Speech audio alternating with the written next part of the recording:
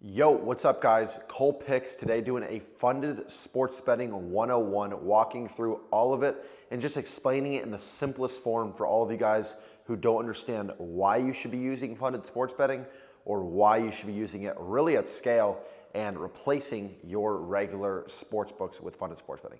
Let's get into it, guys. Okay, so I'm gonna make this video pretty damn simple. I created a little whiteboard drawing here and I'm just gonna run through it. So let's say you're someone with a $100 unit size on a regular sports book, right? As you guys can see right there.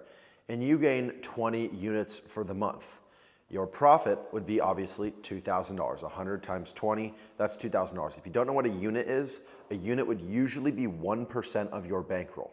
So if you have a $100 unit, that means you should have a $10,000 bankroll on a regular sports book, which is quite a lot of money. Most people do not have that to put towards sports betting. If you go down 20 units with the $100 unit, you're down $2,200 because the juice that you pay on minus 110 bets, you're going to actually be down really 22 units and $2,200 if you are taking minus 110 bets on average. So as you can see on a regular sports book, your profit's 2,000, your loss is minus 2,200 if you go up or down 20 units with a $100 unit size. So again, with a $100 unit size, you should have 10K of bankroll with a regular 1% of bankroll per unit, which is standard to sports betting correctly. You should not be doing a $100 unit size with a $1,000 bankroll. That is incorrect, and you're over leveraging. You're gonna blow your bankroll. Now, let's say we've got that same bankroll. We've got our 10K bankroll. We're doing $100 units on a regular sports book, and we take that over to player profit. So on player profit, how it works, it's completely different than a sports book. So you pay $1,000 for a 100K funded account challenge. Now again, there's funded account challenges all the way from $1,000 starting at $30 to purchase all the way up to a 100K funded account. So let's just run through the 100K standard account in this example. So as you guys can see, you pay $1,000, you get the 100K funded account. It takes about 1 to 2 weeks on average to pass the challenge, proving that you're profitable. You basically got to go up 40% without going down 30% over the course of at least 40 picks. So again, you just have to basically do a simple assessment to prove that you actually are a winning sports picker. And then you get into the funded phase. Once you're there, let's say you go up 20 units, the same as you did on a regular sports book. You made 14K because you got a 100K account, you get to withdraw 70% of your profit. So you went up 20K, you get to keep 70% of the profits, that's 14K profit. If you're on a pro account, you get to keep 17K because you get 85% of the profits. If you lose $0. The only money that you're ever putting in is that $1,000 to buy the account. Other than that, you don't lose anything even if you lose on your funded account. So it's pretty damn simple in that aspect.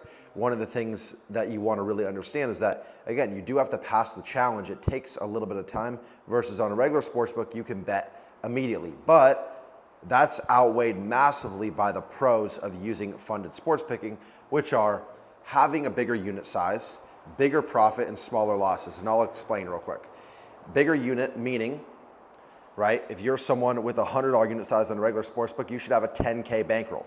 Let's say you have that same bankroll, you put 10% of that bankroll into getting a 100K funded account. Now your unit size is $1,000, but you only risk that same 1,000 that you would with 10 units over here.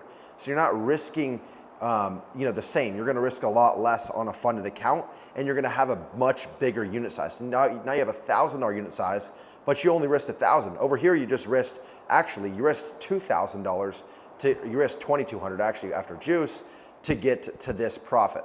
But over here, you're only risking $1,000 and you're getting a much bigger unit size, 1,000 instead of 100. And then your profits are much bigger, obviously, because you have a bigger unit size. But if you lose, you don't lose any of that money because player profit puts up the bankroll, we put up the skill, and then they keep a piece of the profits. So I would say the only con of using funded sports betting is that it takes time to get funded. You don't just get funded immediately. You have to pass the challenge.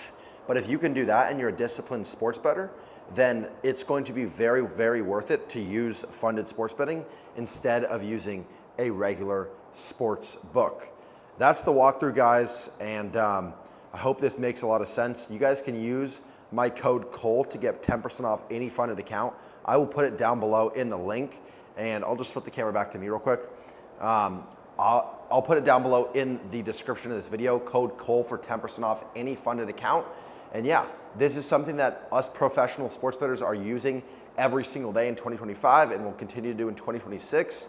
Instead of using sportsbooks that just want to limit us, we're using player profits. So my code is Cole for 10% off.